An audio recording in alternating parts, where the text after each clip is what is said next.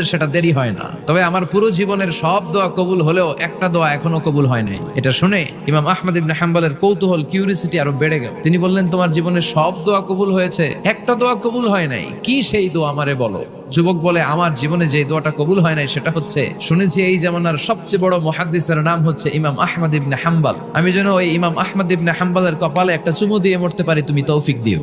ইমাম আহমদ ইবনে হাম্বল নিজেকে আর ধরে রাখতে পারলেন না, চোখের পানি ছেড়ে দিলেন, যুবককে জড়িয়ে ধরলেন আর বললেন, ইয়া শাফ, আহমদ ইবনে হাম্বলের কপালে চুমু দেওয়ার জন্য আহমদ ইবনে হাম্বলের দরবারে তোমার যাওয়ার দরকার নাই। আহমদ ইবনে হাম্বল নিজেই তোমার দরবারে ছুটে এসেছে। আনাল আহমদ ইবনে হাম্বল, আমি নিজেই আহমদ ইবনে হাম্বল। চিল্লায় পড়েন আল্লাহু আকবার। যুবকটি চিৎকার মেরে সাইয়েদনা আহমদ ইবনে হাম্বলকে জড়িয়ে ধরল। আহমদ ইবনে হাম্বলের হাতে হাত রেখে মুসাফা করলো। আহমদ ইবনে হাম্বলের কপালে একটা চুমু এঁকে দিল আর বলল, ইয়া আহমদ ইবনে হাম্বল, এই ইস্তেগফারের কারণে আমার জীবনের সব দোয়াই কবুল হয়ে গিয়েছে।